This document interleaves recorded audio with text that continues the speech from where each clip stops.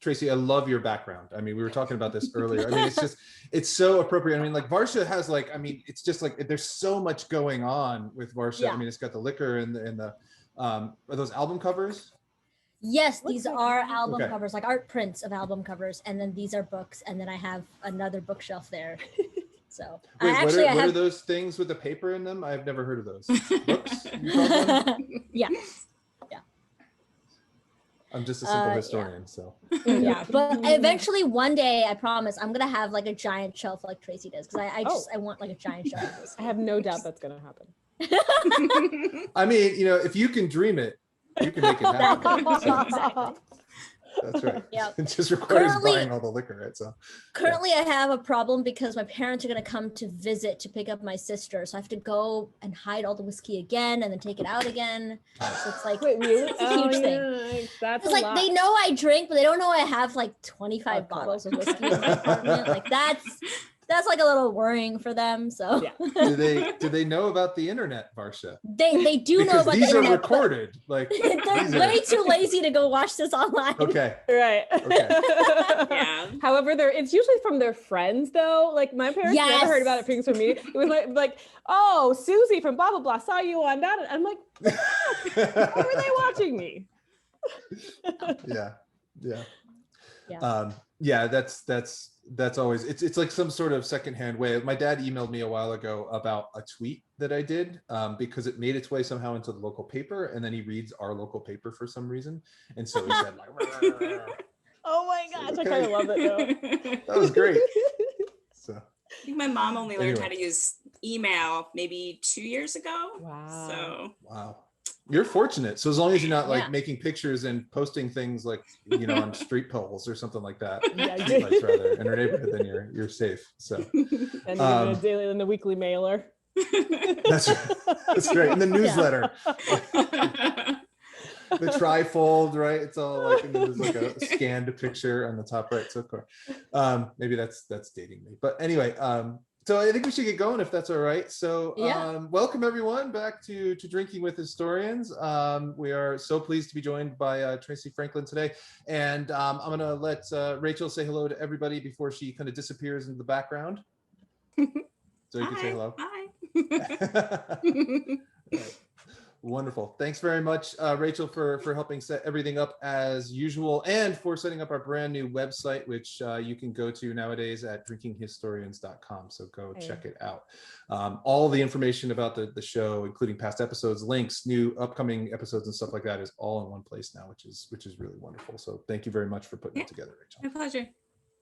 Excellent. So all right, let's do this. And so I don't know that I need to reintroduce Tracie, but I will, because you probably remember, for long-time viewers, she joined us in the I guess it was in the fall, because time has no meaning though, but it was in the fall, in which we talked about distilling in the early Americas. We were talking about rum primarily, because that was the original spirit of the early Americas, but now we're moving into whiskey. And Tracie, as a participant in the Nearest and Jack initiative, who's worked in the whiskey industry for many years, is going to be our guide. And we're going to talk about tastings. We're going to taste all sorts of whiskeys, and we're going to hear a little bit about the history. So I am extraordinarily excited about this. Oh, excited. So thank you very much for joining us, Tracie. Oh, it's absolutely my pleasure. I am like, this is what I do.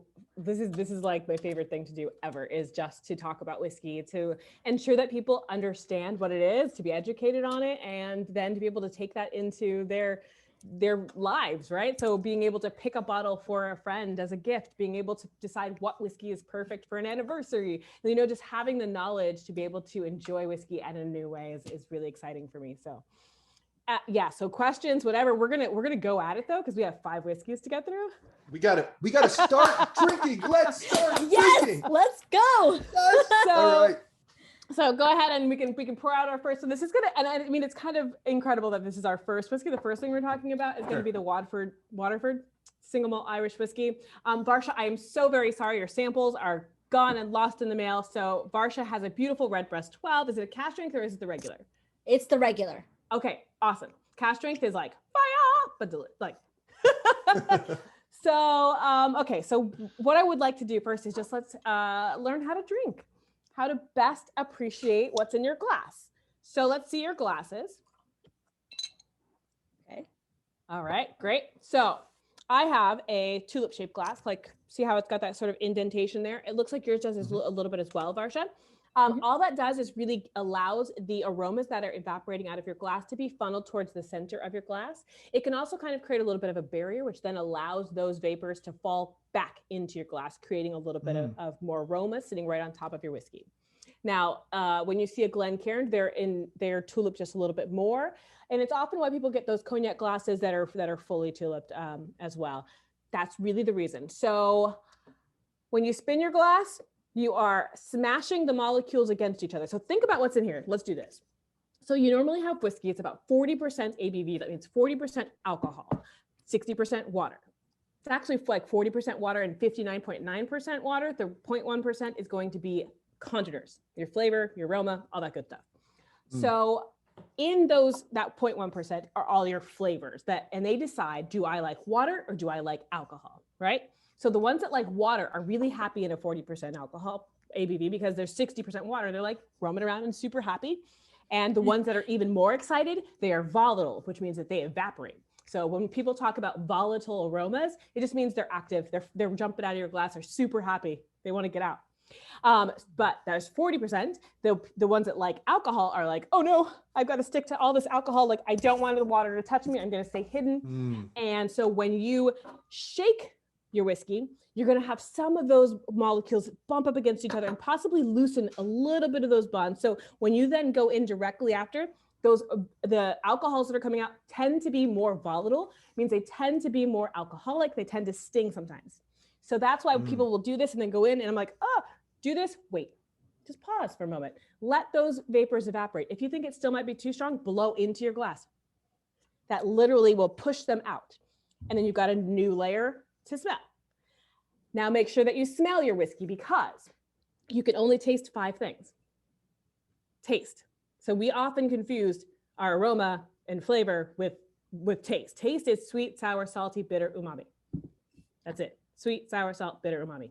All over your tongue. The flavor map is a lie. You can taste it all over your tongue. All of 5 things. But what creates apple and almond and all those beautiful spice notes is the aroma. So make sure that you nose your whiskey, spend a little time if you can. And what I want for you to do is to inhale, but have your mouth open just a little bit to allow some oxygen to come into your mouth, pull those molecules apart and really allow you to smell that whiskey. Yeah? Yeah. Okay, another way to do this.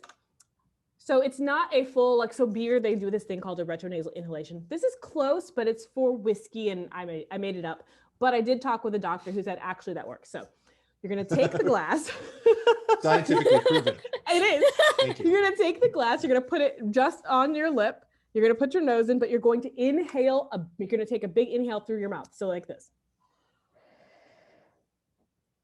Oh, wow.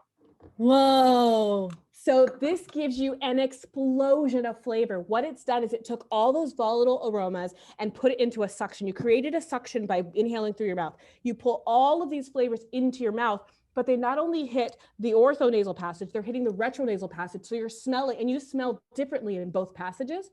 So you smell differently when food is sitting in your mouth versus when you smell it going towards your mouth. So this lets you do both at the same time. And because you're putting so much oxygen by taking that really deep inhalation, it's not going to burn, because that's one of the fears. If this was like 100 proof and you just did that, it would burn more. So by adding that extra oxygen, you've kind of dissipated that as well. Cool? Yeah, I might need to lie down in a minute just because my brain is on fire right now. But this is going to be so It fun. works so well. I just I'm Right? obsessed with this. Okay, so now what we're doing, so we know how to smell, we know like the way to really do that. So I often say when you can smell distinctly 3 things, maybe something sweet, spicy, an herb, oak, soil, whatever it is that you find, 3 things, then you taste. But what you do, you just want to prime your palate, because right now on my palate is orange juice, because I had a little bit of orange juice before this. I had a sip of water, maybe you were chewing gum, maybe you had a brownie. That stuff is still lingering on your palate. Also, you may not have had alcohol today, so your palate's not ready for that. It's right now, it's chilling. It's like, yeah, brownie was delicious. And then you throw in 40% alcohol and it's like, why? So you want to take a small sip And you want it to basically roll, like layer, you want it to lay across your entire palate as much as possible. Roll it to the top of your mouth, under your tongue. You're gonna let it stay in your mouth until you start to salivate. Once you feel like you're salivating, there's no tingling any longer, swallow, breathe in, breathe out, and talk to me, all right?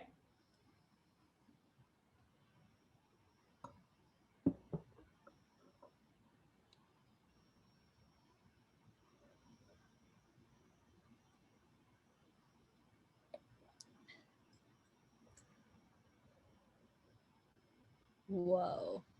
All right, so that is not your taste. That is simply priming your palate. So now you've got a little after tingle, right? Yeah. Just that little dance on your palate. That's your tongue going, okay, we can do this. But it's also the alcohol also numbing your palate just the slightest amount, because alcohol will actually numb your palate. So for those of you that have really lovely bottles that you bring out at the end of an evening when you guys have had 6 different glasses of whiskey, don't do it. Your palate is totally fried, babe. Your palate is totally fried and nobody's gonna know the difference. So if you can just get a decanter, put something cheap in it, and at the end of the night be like, here's this wonderful whiskey, because it's in a beautiful decanter, everyone will think you're right. I'm telling you, it works. Amazing life skill. So let's go in for our Love it. second. Life hack. And what you should find is that it's much easier on your palate. You're able to find more flavors. Do the same thing though of let it gently lay on your palate, because as that whiskey is laying on your tongue, you're warming it up. And as you warm it up, those molecules that we talked about are happy and getting excited, and they start to volatilize in your mouth. So you start to smell in that retronasal area while you're tasting those things. So it really gives you a complete sensory experience. Better? Yeah. Yes. I Yeah. must be, I cannot believe it took me a year to learn how to drink whiskey neat. I think I've told Tracie the story. When I did not understand anything about whiskey, I ended up winning a bottle of Johnny Walker Blue Label. And so when I first had that neat, I was like, this is the worst thing ever. But then I realized how much it costed. And I was like, okay, this makes me feel a little fancy. Maybe I should learn how to drink this. And the way I taught myself how to drink it was I used to make whiskey and Cokes with Jameson Irish whiskey. And I just put less and less Coca-Cola in it every couple days. Yep. That's how I taught myself. And then I jumped in the deep end at a bar that only served bourbon and chicken and fried chicken in DC. I forget the name of this bar, but I had a glass of Willet Pot Still, and I just jumped into that cold water, like right there. And it was amazing. I mean, was it called Chicken and Whiskey? But they don't serve fried Probably. chicken. But they don't serve fried chicken. They're like Peruvian chicken. Oh. But you wouldn't know unless you actually were there to eat, which is a separate area. I do not eat chicken. I'm vegetarian. That's why I did not know. Which was probably did you have to walk to a back room? Yeah. Yeah. So Chicken and Whiskey, it's awesome. And it's Peruvian chicken, so it's really delicious. No meat, understood. They do have vegetarian things. They do. Oh. But it's not a lot. But they've got lots of delicious whiskey. I know. I'm so glad that you went there. That makes me really happy. Yeah. Okay, now we're actually gonna. So I haven't been drinking right my whole life. So that's the thing. I think what I've always. So I did the same thing. I didn't understand that that there was another way to appreciate whiskey, because we grew up seeing all these movies about like you have to just chug it, you have to get through right? it. Huh? Yeah, you have It's like you take a shot, right? Like you take a shot of whiskey. It's gonna burn, that you're gonna have hair on your chest. But if you do it correctly, it doesn't do any of those things, and you actually will get to where you enjoy it. So if you are somebody who normally drinks wine or beer, you're not used to drinking your whiskey neat, add water as well. So I have a water dropper on me at all times. And remember how we talked about the 40% of the molecules that like water, 40% that don't. So when you drop water into your whiskey, you mess those things up. You break apart some of the bonds to those molecules connected to the alcohol, some of the water. So you create a new balance in your whiskey. And that's what people are saying when you open your whiskey. That's what happens when you put a few drops into your whiskey. Now that is a permanent change. So if you really like your whiskey, don't add it. If you don't want to experiment, don't do anything. But if it's too strong, adding quite a few drops, sometimes even like a tablespoon or like a splash, will allow the more volatile, which is usually more ethanol forward, more, that's what that really like astringent sort of smells and things will evaporate first. So you get through those and then you'll get to new flavors that maybe you'll enjoy more. as you get to a lower ABV. So you won't have to fight through the alcohol as much because you're going to get down to flavors that you're used to having in your lower proof wines or beers or things like that. So that's why I never shame anybody for adding water. So I mean, I've always had this impression, and I know that this is a naive impression, but of that we're drinking Irish whiskey right now. That Yes. Irish whiskey is being a very strong, right, and very kind of ethanol forward. So, Yes. but I assume that's wrong, right? Yeah, So, let's do quick. We are first starting off with Irish whiskey. Why are we starting with Irish whiskey? It is presumed that the Irish were the first to actually distill whiskey before the Scottish. So in actual papers, we have proof, we have written reporting, or like we have written documentation from Ireland that is almost 100 years before Scotland. And it talks about a chief that drank too much whiskey and basically drank himself to death. That's the first time we see whiskey being mentioned. It's called aquavite actually at that time as well. So we're using the Latin water of life. And that is where we see it first. And so I wanted to talk about it. Irish whiskey has a lot of misconceptions around it as well. And some of those are played off of because of Scotch as well. So whenever we think of Irish whiskey, we're thinking Jameson, right? We're thinking Tullamore Dew, we're thinking Powers, thinking things like that. That is one type of Irish whiskey. That is a blended whiskey. So in Ireland, you tend to make three types of whiskey. You make a grain whiskey, which is made from usually corn, but it could be corn or wheat or whatever. It's made in a column still. Now, how do you distill whiskey? You boil a beer, basically make a beer, you boil it, alcohol evaporates at 173 degrees, water evaporates at 212 degrees.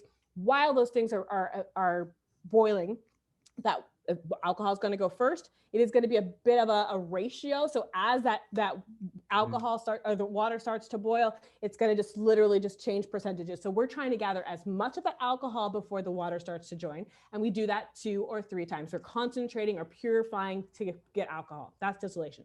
Now we do it in pot stills, which is one pot. You boil that through once, it goes through the line arm and you collect it at the end. Or you can do it in a column still, which is basically pot stills stacked on top of each other.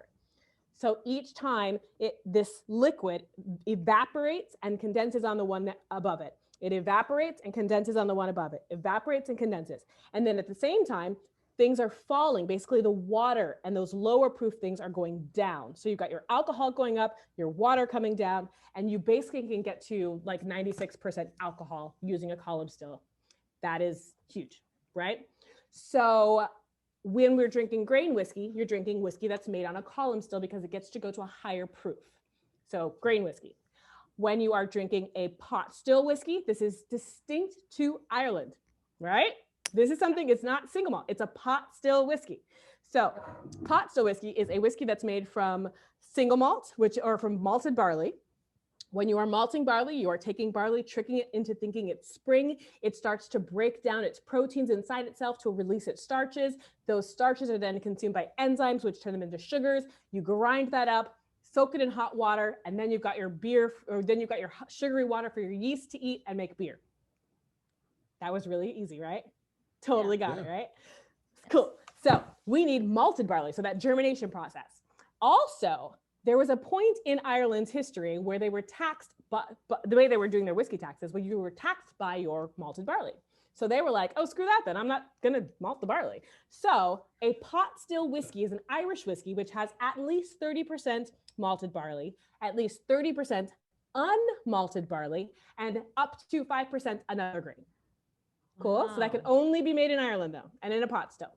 And then there is, what are we doing? And then there's single malt, which we know. So that is 100% malted barley made in a pot still. So those are the 3 types of whiskey that are being made in Ireland. They are then blended together in different ways. Basically, if you blend anything, you have a blended whiskey. That is Jameson, that is Powers, that is Tullamore Dew, that is Teeling, that is, all of those things are blended whiskey. So they have a blend of either the grain in the pot, the grain in the malt, or all 3. We are drinking the craziest thing though. This is not only a single malt, this is a single farm. This is a terroir-driven whiskey. This is a group called Waterford. They were started by a guy who worked out of Bruichladdich, which you probably know them, Varsha. They are known for talking about terroir, the earth. What happens when you grow a grain in different places, and does it affect whiskey? The reason this is controversial is because it's not wine. Like, we're doing these processes that transform that grain into something almost unrecognizable. However, they are doing experiments to ensure that you have the ability to figure that out for yourself.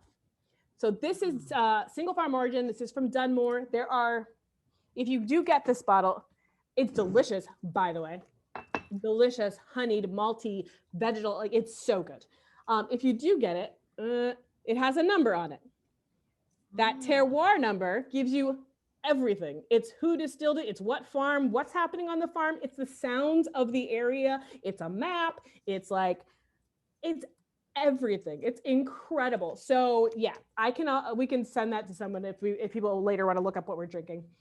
But this is, yeah, making me incredibly happy.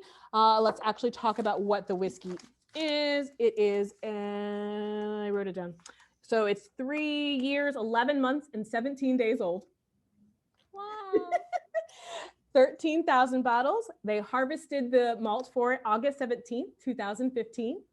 They distilled it the week of the 27th in 2016, and they bottled it August 2020.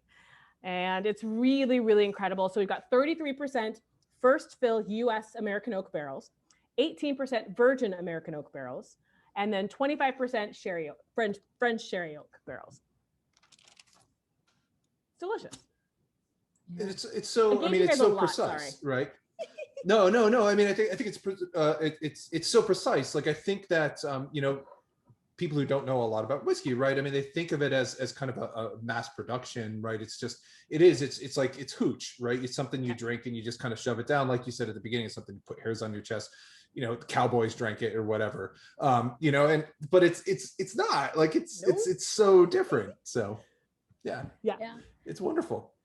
Yeah. I just want to say, like, I think, oh, I was just going to say, I don't know about the Waterfront, so I don't have it yet, or the Waterford, but when you do the proper tasting with the red breast, I do smell 3 things. Yay. Like, I was able to smell like it's like a birthday cake. Ooh, I that's smell, good. I smell a birthday cake, and I smell nuts, and I think I smell ginger, but I'm not sure. Okay, so what I'm going to take you to now is you smell nuts. Are those nuts fresh? Are they toasted? Are they salted? Are they like? They're toasted. Okay, what kind of nuts? Is it macadamia? Is it pecans? Is it almonds? Is it hazelnuts? Almonds. There I you know go. it's almonds because I eat a lot of ones. So that's what I want you to do. So find the note and then go further. So you've got a birthday cake. Is it a vanilla birthday cake? Does it have frosting? Does it have, you know, like, go even deeper. And that's how you start to get 6 and 7 and 8, because now we've already got a toasted almond. We've got, and I'm sure you have ginger. Is there anything red in there? Like any sort of red fruit, any sort of red spice, any like thinking kind of fall-y? Because that's what I mean, it's either cinnamon or so I don't like this in tea, but it could be licorice. Like, ooh, like a little black licorice. Yeah. So it could be that or cinnamon. I love it. Yeah. That's awesome. So yay. So good. That's Irish whiskey for now. Yeah. So Stephen's on. Oh my gosh. So Stephen is the doctor I was talking about. Stephen. Oh, was he really? Oh, great. So he runs the Florida Smell and Taste. Oh, I'm going to get it so wrong.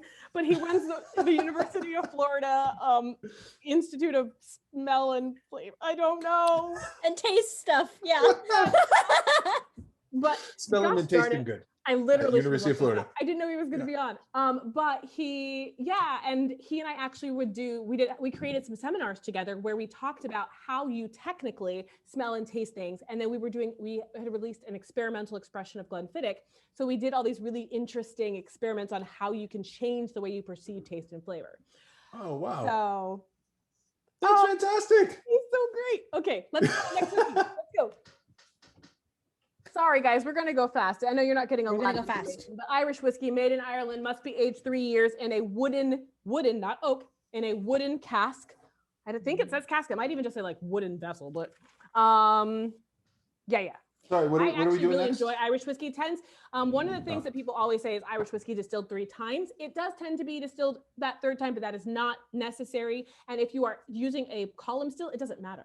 Now, one of the interesting things though, one of the reasons that Irish whiskey actually fell off the map is because they decided not to adopt that column still. that column still was actually something that Scotland took on. So while we think of Scotland and single malts and pot stills and all that sexy copper, it was actually Ireland that was trying to fight to keep that. And they got destroyed because it was so much easier and cheaper to make it on the column still that Scotland was like, great, we've got all these blended whiskeys and you kind of can't compete for a while. So yeah. I love that whiskey started as a tax dodge too, because I mean, that seems to be the history of spirits kind of generally, is people getting drunk and saying like, how can I not pay my taxes? Right. Well, if you think about it, even more, it started as just, how do I not waste my agricultural leftovers? You know, how if I don't use this corn, it's going to go bad. If I don't use this barley, it's going to go bad. And I can only make so much beer because beer takes up all the space. So if I distill the beer down, all of a sudden I had room, you know, like I took up less space. I could get that to market. So that's super beer. Yeah. But everybody wants for whiskey to be like super precious, right? It's like whiskey is so fancy, and it's not. It's basically agricultural things. What crop is growing in your field? And then you make a beer, it ferments, it gets gross, and like yeast is eating it, and mold gets on there. And then you take that and you distill, and you know, it's incredibly interesting, but it doesn't have to be unapproachable. Okay. So are we doing blended Scotch now? We are. Okay. All right. So Scotch. Scotchy, So I wanted to do blended Scotch because everybody is ridiculous about blended Scotch versus single malts. Yeah, I sort of have that prejudice, but I would love to be wrong about that. You are wrong about it, but she got you. But it's not in a bad way. It is. I mean, I understand all the reasons, and we will talk about them. And I mean, I love a good single malt too. Wait, in the camera. There you go. Okay, so, and we are having the epitome of blended whiskeys, right? Johnny Walker. We all know Johnny Walker. So when we talk about Scotch, we're talking about the 1490s, when we get a Scottish exchequer tax guy who says, John Core basically got 8 bowls of barley to make aquavite. That's the first time we see it in Scotland. We saw it in the early 1400s in Ireland, late 1400s in Scotland. We also understand at that time they're using aquavite. So, but then Henry VIII, sorry, you guys are probably better with all this stuff. Henry VIII decides he wants to divorce from Catherine of Aragon, and they won't give it to him. So what he does is banish all of the monks, the monks. And so they can no longer hide in their churches making whiskey, because they were the only ones with the knowledge. So all of a sudden they have nowhere to go. So that's how that really the whiskey knowledge spread across the countryside, is that the monks went out and had, they were no longer monks because Henry VIII made himself the king of the land, church, of the church, head of the church. And so that really changed the way that whiskey was being used, being made, and thank him. I kind of thank him for that. He's kind of a horrible person, but it actually is a good side effect from it. That is what I love about history. People like to, when you tell lay people about history, they like to see that oh, you can, make all these analogies from ancient Rome or something, and everything is predetermined. But the best thing about history is these little stories that if it didn't go this one single way, you would not have so many other things.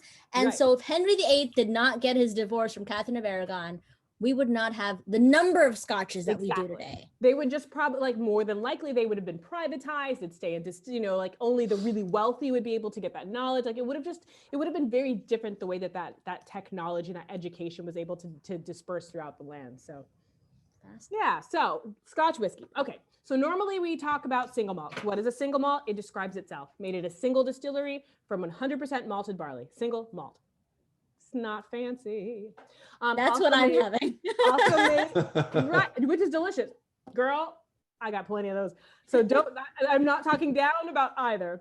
Also, it's going to be made in that pot still that we talked about.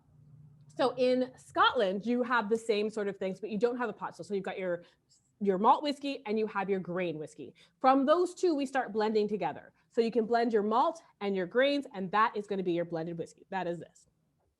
You can blend together just your malt and you have a blended malt.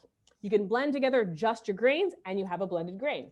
Or you can have a grain whiskey from a single distillery, and that's a single grain whiskey. So that's 5 types of whiskey. But we really only care about 2. Blend and the single malt. Whoa, and the single malt. There it is. Okay. So 60s is really when we start to see the single malt being marketed as a category. So single malts existed. I'm not saying single malts didn't exist. Single malts existed, but being marketed as a category was a different thing, because blends were everywhere, because Johnny Walker was one of the first to start blending. So he was a grocer who was blending tea anyways. And in 1823, the taxes on Scotch whiskey changed so that distilleries could actually produce and make money. So they all came out of the hills and were like, okay, fine, we'll pay you a little money. So, because literally the hills were filled with illicit distillers. And that is where all the whiskey was coming from. And basically the king's like, okay, we got to figure out a way we can actually get money. So 1823, they changed the law. Glenlivet was one of the first distilleries to actually become legally licensed. And then Johnny Walker, by the 1850s, decided he was going to start blending those together, and people could come in and get a blended whiskey from him. He would buy whiskeys from all over, blend them together, sell them.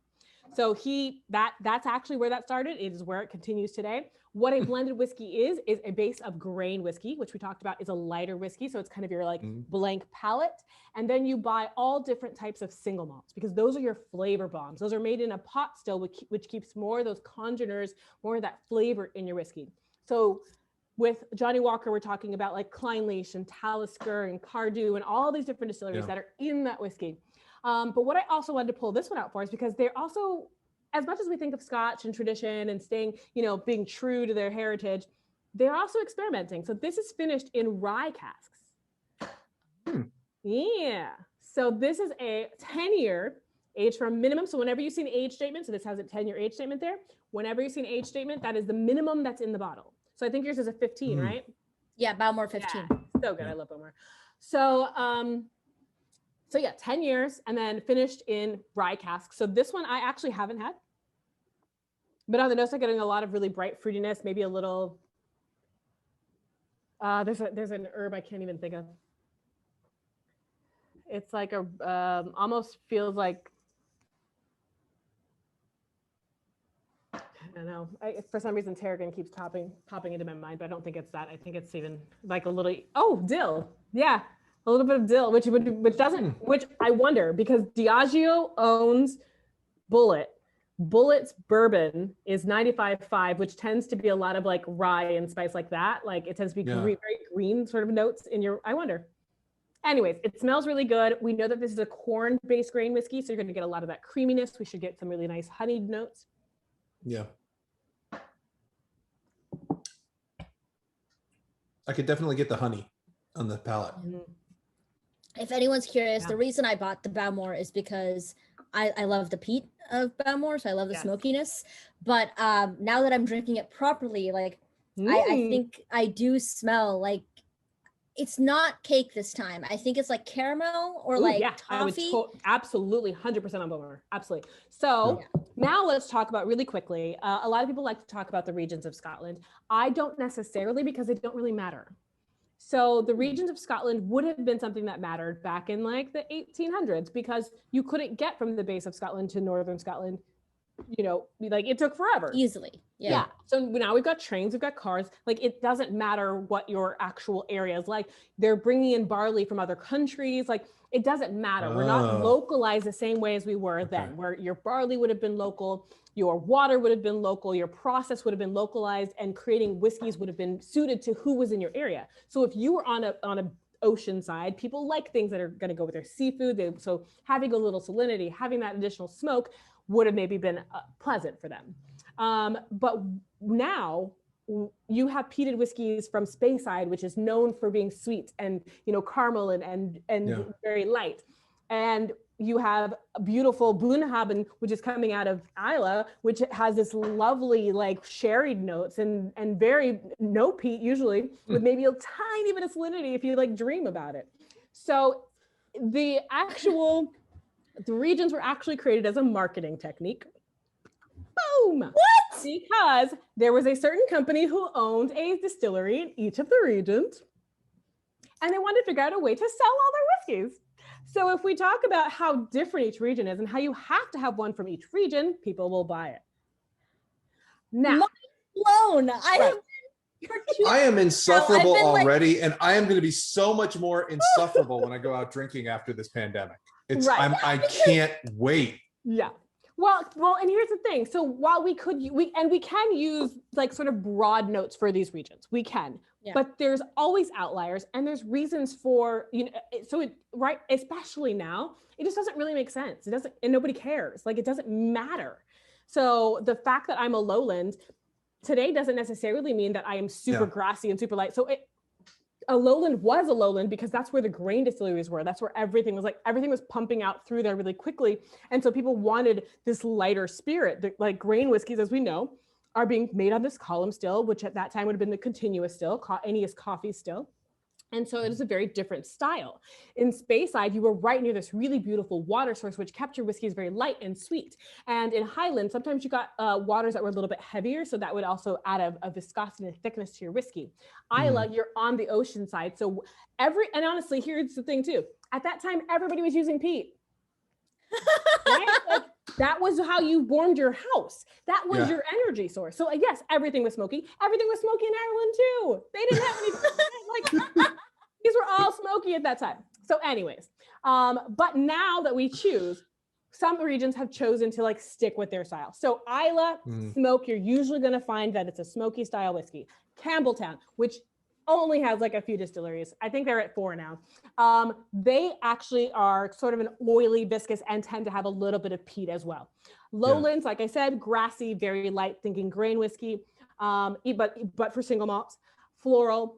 Speyside, you're gonna have sweet, you're gonna have soft, you're gonna have sort of those honeyed notes that we talked about. That's very common for Speyside. Highlands tend to pull in a little bit more sherried notes, so maybe a little bit heavier, but also on the sweeter side, and tend to lean away from peat. And if they do have peat, because their peat is usually localized, it's more campfire versus if you get peat out of an old, maritime, out of an island, you've got these seashells and seaweed, and then you have iodine, which then turns into some of these Band-Aid smells that people are like, oh, I like them.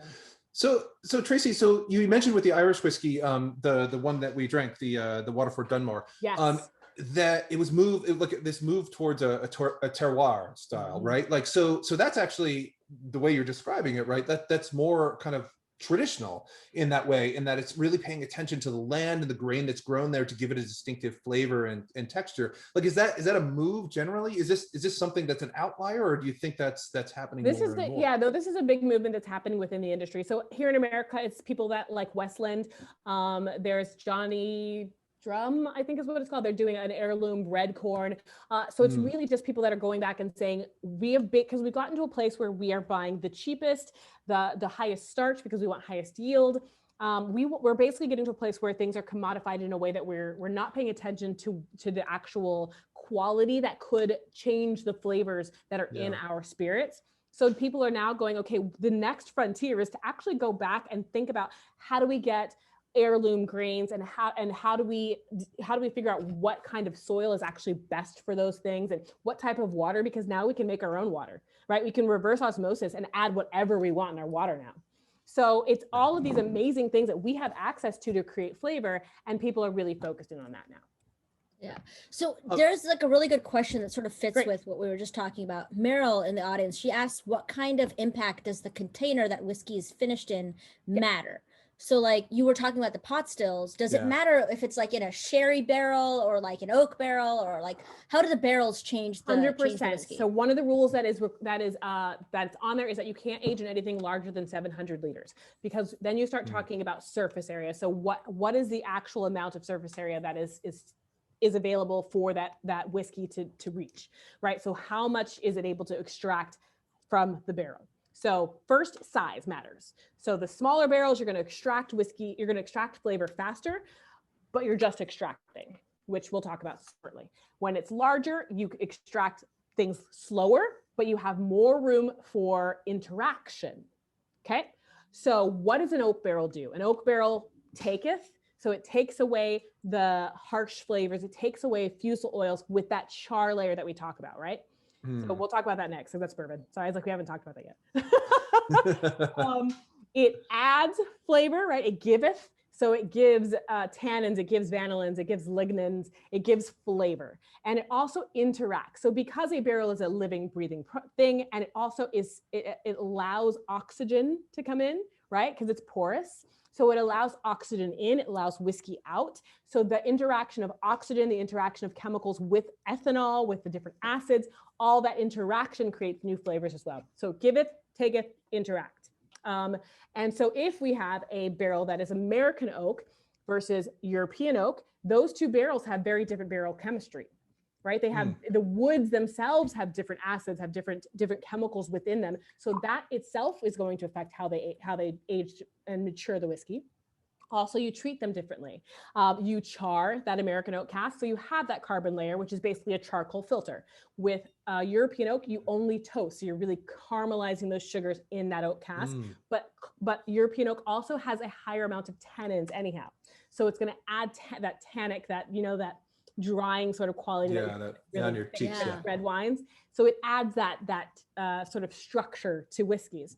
Now, if that cask has aged something else previously, it's going to carry a small percentage of what was in it previously. Now, if you're just doing a finish, so if it's a few months, then basically all you're doing is adding all that was in that barrel into the whiskey. You are literally putting it in there. If you're doing a complete maturation, so if you're doing a 10-year maturation in something that held bourbon or held wine, that spirit is no longer going to be what you taste. It is not just going in. It is actually, again, causing an interaction. But even more, that spirit has changed the structure of the wood that you are now maturing in. And so that what it giveth, what it taketh, what it interacts, all of that is now different because you've changed the structure of that oak cask. Not because it was sherry and that now it's sherry's in there. It's actually about how it changes the cask. Oh. But for finishing, it really does matter what's in it because that's literally just going straight into your whiskey. Cool. I have a question that's like sort of separate before we jump into the next whiskey. Okay. How do you know where to buy your whiskey? Like, should you go to Bevmo or should you go to like an quote unquote indie liquor store? Because like that's like a lot of the case in, at least in the Bay Area. There's a lot of liquor stores where they've been there for like a really, really long time. And sometimes their prices are either higher or sometimes they're lower. So like how do you decide where to go? So that's totally up to you. Go ahead and start and pour your next one, which is the Buffalo Trace. What I would recommend is, so what you're thinking about when you're going out shopping for a spirit is, am I just getting a regular everyday that I already know what I want and I'm just looking for the lowest price? Or are you going to actually talk to somebody who knows about spirits? Are you going to actually talk to somebody who's seen them progress throughout the ages, who knows what's new, knows the trends, and who may have a better relationship with some of the brands to be able to get some of those private barrels and things like that? So it's really about what you want out of you. And also, if you build relationships with some of those older and smaller places, that's how you get some of those better whiskeys, because it's about building relationships. When it's a Bevmo, you're really not going to get to know the people there because it's huge. And you just have to luckily come in at the right time or spend $1,000 to be on their VIP list, right? I mean, spend thousands of dollars. Sorry, 1,000 is nothing. But I mean, if you got it, do it. If you got it, yeah. I'm not But mad I mean, at it, like- I just want to say, like, I was walking down San Francisco way before the plague happened. This was ages ago. Yeah. And I was walking down San Francisco and I found this really tiny liquor store. And I was not in the market for like buying a new scotch, but I walked in and I showed them my spreadsheet. This was a much smaller spreadsheet back then. It was a couple years ago. And I was like, so it turns out I really like smoky whiskey. And he's like, I've been here for a really long time. What I think you should have is the Balvenie Peat Week 14. Yeah. And I have not been able to find that bottle anywhere else since then. Really? It's like apparently, I mean, I know it's still being made. Like it's still really popular, but that he was just so good at telling me what I wanted. And when I came home and tried it, I was like, what? You're just not going to get the same personalized service. I'm sure Bevmo does a great job of like recognizing what flavors you should, how to recommend whiskeys to people, but it's the same way. Like we just want to support local.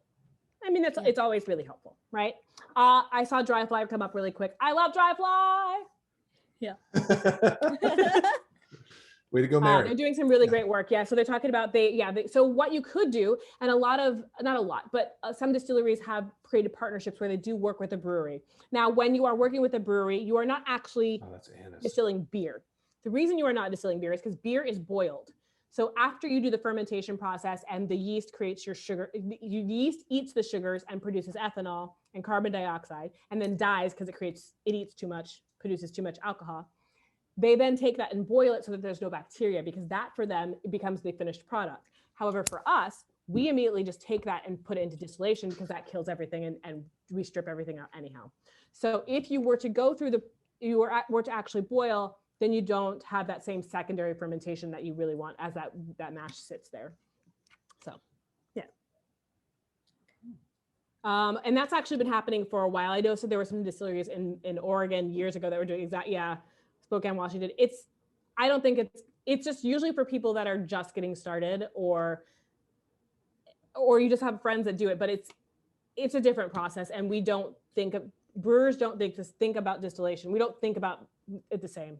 We study very differently. We priorities are different because for us, the flavor is coming at a different point. We're just doing, anyways.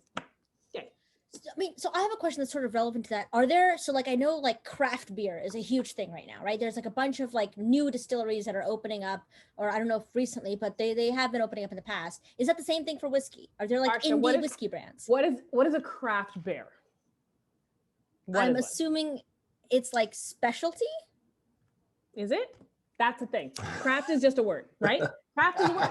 It's a marketing ploy. There's no legal definition of craft. So the problem with craft is that craft is whatever you think it is. So a lot of people are like, oh, craft means small. Craft means, but shouldn't craft be about the quality of the product? So if we're talking about craft when it's about that, then you have to look at places like actually Buffalo Trace, who have been creating this since the 1700s and who are continually improving their process and experimenting to create better whiskeys. Why wouldn't, even though they're huge, they're still craft.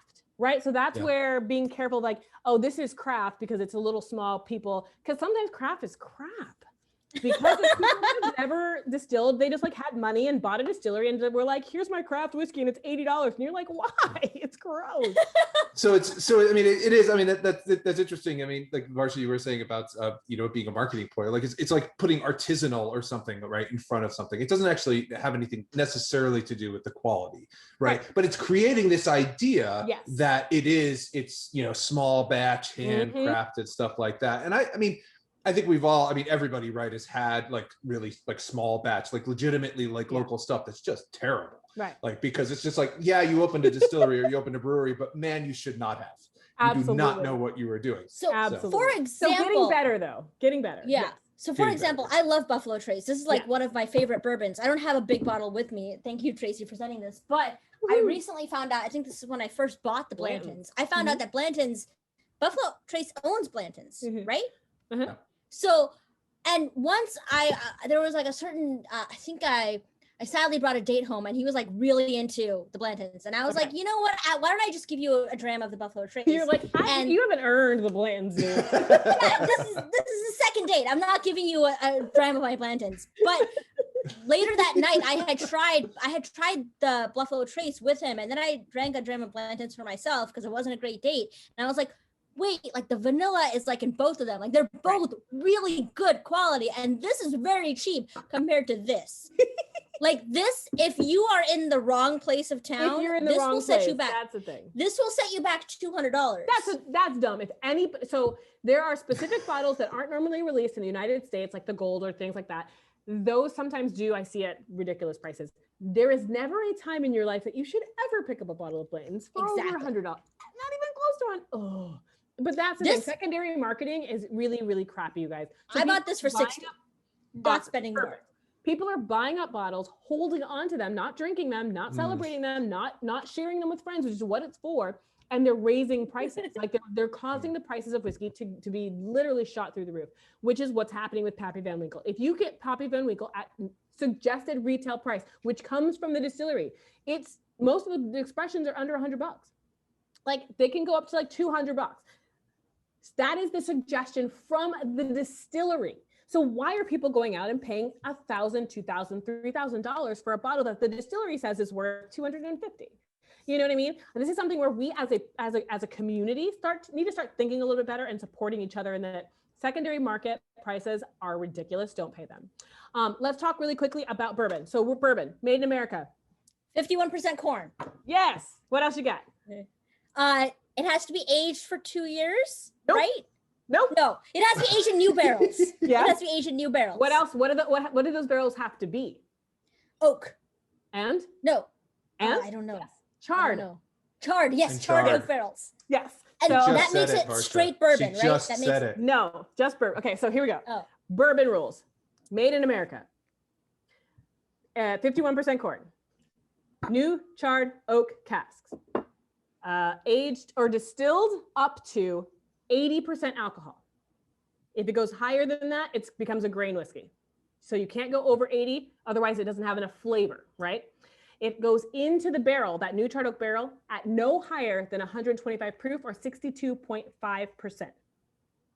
Nothing can be added but water, and there's probably something that I'm missing, but that's it.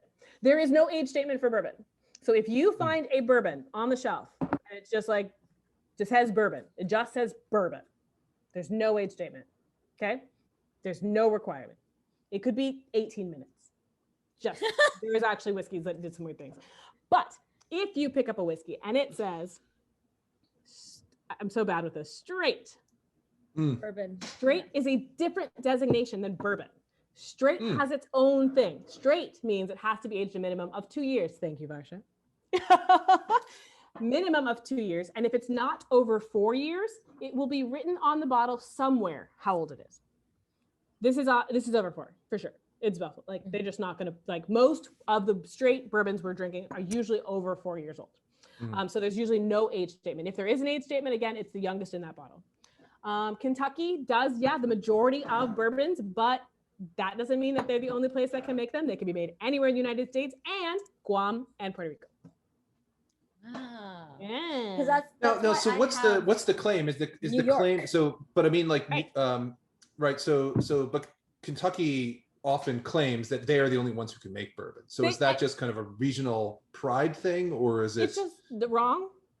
I don't know. Is it like Okay. but it's not like the champagne thing, right? So like champagne, It's not an I think AOC. So Okay, that's not okay. Russian origin control. It exists in that it has to be made in America. That is Okay. where we did that. In 1964, we passed regulations saying it had to be made in the United States. So Okay. Canada can't make a corn whiskey, age it for 2 years, and age it and then put it out as a Canadian straight bourbon. Never. No other country can make bourbon. they can't call it bourbon. They could technically make it. They just can't call it bourbon. Make it. Yeah. They do make it. So anyways, I love Canadian whiskey. We're not doing that one today, but we can do a whole thing on them. What else do we need to know? Bourbon, America, old. Bourbon, is it true that bourbon is generally sweeter than a lot of other whiskeys? So yes, only because if you think about the first, the grain tends to be a little bit more viscous. It has that corn oil tends to follow through and can sometimes be perceived as being sweet. But if you think about an American oak cask, American oak, which is what 99.9%, you don't have to use American oak. You don't have to use white oak. You could use French oak. You can use whatever you want, but it has to be a new charred oak cask. We use predominantly American white oak. And that happens to have the elements that turn into vanillin and, really beautiful cinnamon notes and coconut from the whiskey, the oak lactones. They turn into things that tend to be perceived as sweeter. Now, understand there's no sugar in here. Like there's the only sugar would be from like what broke down within that barrel, those oak sugars. But there's no additional sugar being added, just water. So that sweetness that we perceive is all from the barrel. So that's why, because we have corn as that base, which isn't adding a spice note that could offset some of that sweet capacity that you're getting out of that barrel, that's why it tends to be sweeter. It tends to have more of like a limited palate.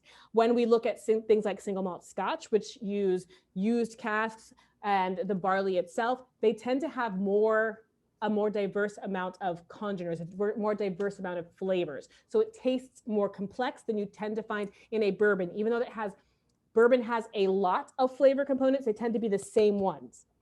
Does that make sense? Like they have a high concentration of flavor components, but they're not as complex and varied as the flavor components you find in Scotch. Single malt Scotches, usually. Yeah. So I was wondering, I mean, because we are unfortunately running out of time, but this has been such a great conversation, is something that's kind of stuck with me since our last conversation when we were talking with the people from Mount Vernon and about rum and stuff like that, is about the history of American whiskey specifically, right? And the development there. And I'm glad that you brought out the Uncle Nearest too, about the Tennessee whiskey, right? That relationship, but specifically too about the relationship of within the history of kind of race relations, or within American history itself, right? I mean, I was reading a really wonderful book recently about kind of juke joints that existed kind of outside, right? And it was focusing on the kind of the music, but alcohol was part of that as well, 100%, right? And as was barbecue. As was barbecue, yeah. So what's like, how does that relate? Like bourbon, Tennessee whiskey, other styles of American whiskey within the kind of the history of kind of resistance or kind of Black history or something like that. Like how does it figure there? So that's the thing. So what's happening now is we are having a bit of a reckoning with everybody's stories. We're looking back at what we consider to be, you know, American heritage, these traditional foods, traditional hospitality industries, and understanding what the roots of those are, which is often servitude, which is often enslavement, which is often Black people. And so really being able to now tie a lot of the I don't know how to say what the word is. A lot of the things that are customary, right, for us, that are considered, you know, fine manners or things that you do, were often the job of a slave at your house, or if not a slave, then a hired person, again, often a person of color. So we tended to be the people who created cocktails, created this, you know, we did the hard work in the field, we created the foods, we did all of these things that other people then took as their own. And within distillation, within whiskey, we didn't have any power. And you can see that as whiskey was growing, and you're looking at kind of the years of it growing through the 1780s, through the 1800s into the 1900s. And as you watch it grow in the counties where it grew, you see slavery also increasing. Because the job of making whiskey is not sexy. It is not fun. It is hot. It is nasty. It is sticky. It is dangerous. And so we know that would have been something that slaves were a part of. Now, there is also a process. So this is one of the things I wanted to bring this out, because in the 1770s,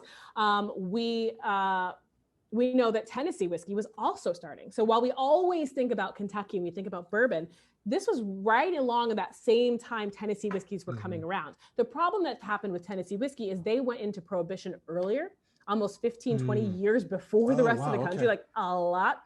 I should look that up just to actually, it's at least 10 years, possibly longer, I'm pretty sure, that they were in prohibition before the rest of the country. So their distilleries just couldn't come back.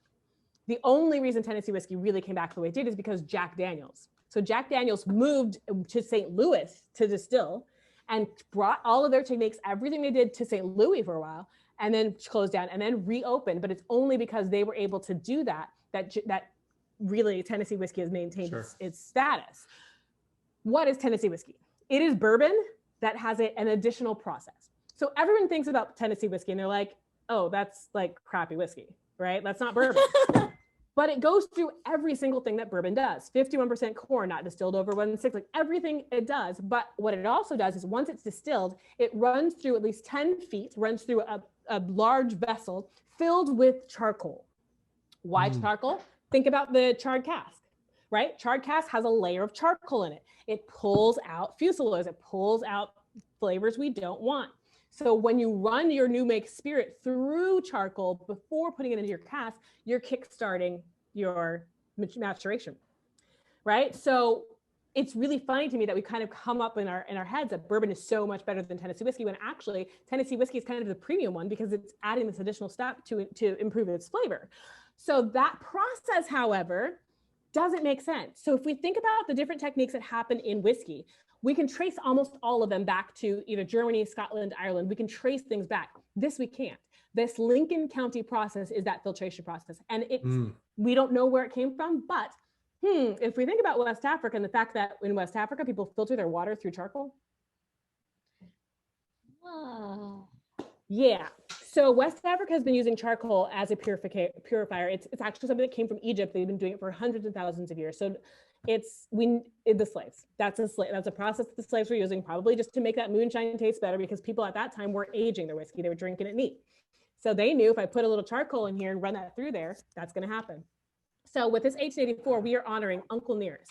So Jack Daniels was a 9-year-old kid who worked at the Dan Call farm. He was working there as like a hired hand. And on that farm was also a still, which was run by a gentleman, run by an enslaved man named Nathan Nearest Green. Nathan Nearest Green taught Jack Daniels how to run that still. They ran that still together. That was their work for a while. And eventually Jack Daniels bought the still off of Dan Call, who was a reverend in his church, was saying, you can't make whiskey. That's unholy. So he sold the still to Jack Daniels, and Jack Daniel hired Nathan Green to be his head distiller. So no one knew this story until well, people knew the story. The Jack Daniels family wouldn't let this story be forgotten. And there's actually a biography that had come out in like the 40s or 50s that talks about Nearest Green. It talks about him and what he did. And it's just, you know, how things get lost in history. We start to focus on the stories of the people who are in power. This is what is happening right now, is we are trying to, and not just for Black History Month, y'all. We need to do this all the time. And not just because it's not just for Black people, it's for Indigenous, it's for everyone, it's for disabled people, it's for whatever. We need to focus on all those stories that are in between, because the people of power, they're able to pump themselves up. They're able to really talk about what they do and take credit. But who's actually the person on the ground doing a lot of this? So we're able to find that it took 20 different archivists. They pulled a ton, 11,000 documents, I think they pulled, to really kind of flesh out the story that is that he wasn't a slave that was hired by Jack Daniels. The recipe wasn't stolen by Jack Daniels and then, you know, turned into this wealthy thing. They were two people who respected each other. He was paid a really good wage, and Nathan Nearest Green became one of the wealthiest people in the county, not just Black people, one of the wealthiest people in the county. His family members, there's always been a Green at the Jack Daniels distillery since it opened. Oh. So this is a story about two people who respected each other and whose legacy is tied together. Now, they've also come together to create the Nearest and Jack Advancement Initiative to increase diversity in the world of whiskey. So that instead of just talking about how we need to, you know, bring more diversity in, we need to talk about how we can like really understand where this whiskies come from. We're actually going to start infusing the category, infusing the industry with all of those other stories. Right, with other palates. And I am one of those people. So I am studying right now to become a master distiller. I am having the best time. I'm studying whiskey day and night. And the goal is to be able to run a distillery and be able to put my juice in a bottle one day. And because nobody with my palate's ever made whiskey in America before, you know, like every person is individual and my story is a different story. And I can't wait to be able to tell it. I am very excited to try the first Tracie Franklin bottle of whiskey. It's gonna be so good. I'm very excited to try that. I just want to say, like, today I learned so much about like my own. So the way I got into whiskey was, again, because a person who was generally like probably also not well versed in whiskey bet me a bottle of Johnny Walker Blue, and then I based all my knowledge on whiskey from like other people from that since then, right? So like I've been told in my head and by other people that, like, you know, generally Tennessee whiskey is not that great. Right. Neither is Irish whiskey. It's all about single malts. And the thing is, for the longest time, all I would drink was single malt Scotch. And then I had like a really good bottle of bourbon and I was like, oh, I was wrong. And then once, I forget the name of the Canadian whiskey, but I was at a bar and a Canadian told me, Varsha, have you not tried Canadian whiskey? Apparently Canadian whiskey is delicious. Also, so is French whiskey. So is Indian whiskey. I did not think I was like, India. I could pull all, ooh, maybe that's what we do now. Maybe we do world whiskeys next. Yeah, because I mean, we don't have time for Japanese whiskey, but like that's another fabulous story.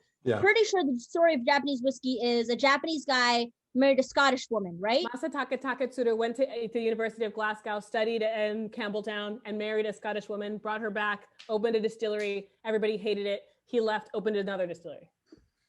And it's delicious. Now it's like the biggest status symbol in the world. If you know Japanese whiskey, if you have tried Japanese whiskey, if you can tell people about Yamazaki and Hibiki and all these other different brands. So that's why, like, I think I've posted this on Twitter before, but like my dream book project is to write a global history of brown liquor. Gosh, you guys, there's 19 questions.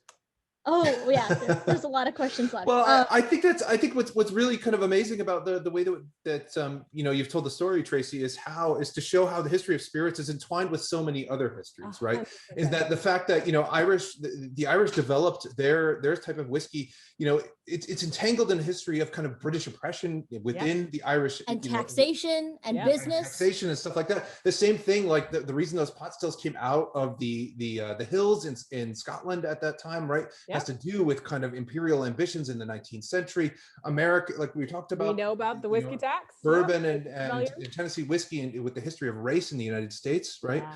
So I think this is fantastic, and it's kind of the best kind of history in some ways. I mean, like A, we got to drink a lot of whiskey, which was fantastic. Yes. But B, it just opens up so many other questions that I hope, that I certainly have, and I think I hope our viewers have as well, is that they want to explore more. So I mean, you'll have to come back. So you will have to come back. I would love to come back. I absolutely love talking to you guys. I have the best time. And if anybody wants to follow me on Instagram, I usually put my Instagram, but I'm Spirited Tracie on Twitter, because I don't use Twitter. You guys only use Twitter, and I'm like, I don't know how this works anymore. I know, we're kind of. But on Instagram, I'm thing, Spirited_Tracie with an IE, and that's where I post. I try to post information. I post pictures. I do a lot of education on my page. Yes, fantastic. So I'll go follow Tracie right now on Instagram. You can follow her on Twitter too, but she doesn't post so much. Yeah, sorry. But I mean, not as much certainly as Varsha and I, which are kind of I know, online all the but time. okay, I have one more question, Matt. I'm sorry, Tracie. If you remember, what was the first bottle of whiskey that you tried and liked? Okay, so this isn't necessarily it's my gateway, like what made me fall in love with whiskey. So I sang and danced nationally and internationally with Broadway shows. That's my previous lifetime. I've had many lifetimes. It's interesting. So I couldn't really drink a lot. And what I did is I was searching for something that I could sip on and have a really good time and enjoy, and then still sing, high seas in the morning. So I was at a bar in Canada. A gentleman opened a bottle of whiskey, and all of a sudden, all I could smell was like burnt tires and Band-Aids and dead fish and like smoke. And I was just like, what is that? And he brought over this bottle of Ardbeg 10 and sat it in front of me. And I was like, this is crazy. I got to try this.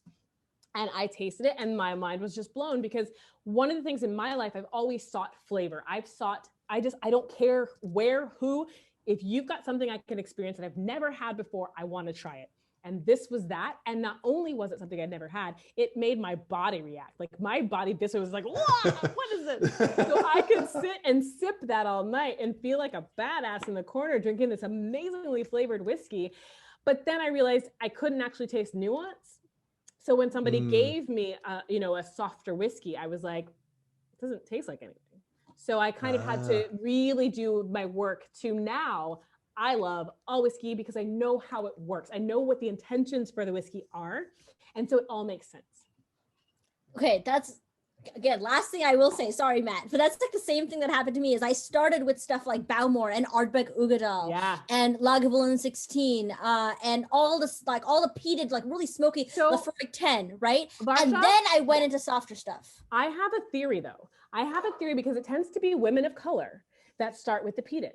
And a lot of the women of color that I know eat cuisines that are incredibly spiced. That makes sense. So for us, this is something that like, oh, I'm used to this tingle. I'm used to this happening in my palate. Like this feels like home in a strange way. I would love to do a white paper on it or something like somehow, but I have a theory that is why it's dependent on you, what your base like cuisine, like what are your spices? I don't know. Yeah, it's a theory. And also it's my favorite thing to tell people, specifically men who own liquor stores when I go to buy whiskey, is because I'll be like, yeah, I really love these like Isla peated whiskeys, and they're like, are you sure? And I'm like, yes, I do. I know. And like I roll my eyes at them and they still don't believe me. And I'm like, do you want to see the spreadsheet? Do you need to see the Instagram with my whiskey? Yeah. Like what's happening here? We need them to just get over that now. Get over it, guys. Come on. Yeah. I think that's like all the things you do, like, and men drink all the soft, sweet things. Like there is no gender on spirits, period. Yeah. I think that's what I love about the Nearest Initiative, is that not only is it talking about like the history of this and how it involves so many other different people, but it specifically involves people that were ignored in previous generations, which is women. So yeah, sorry, Matt. Yep. So yay. Thank you so much. I'm just here for the ride. This is great. Yeah. Thank you so much, Tracie. Thank you guys. Thank you everybody for joining us. We'll be back in 2 weeks. Tracie, it's always a pleasure. Thank you so much for joining us. I learned how to smell and drink today. So that's like, I feel like I'm just a different person now. So, go forth and enjoy your whiskey. Thank you, everyone. Have a great evening and cheers. Cheers.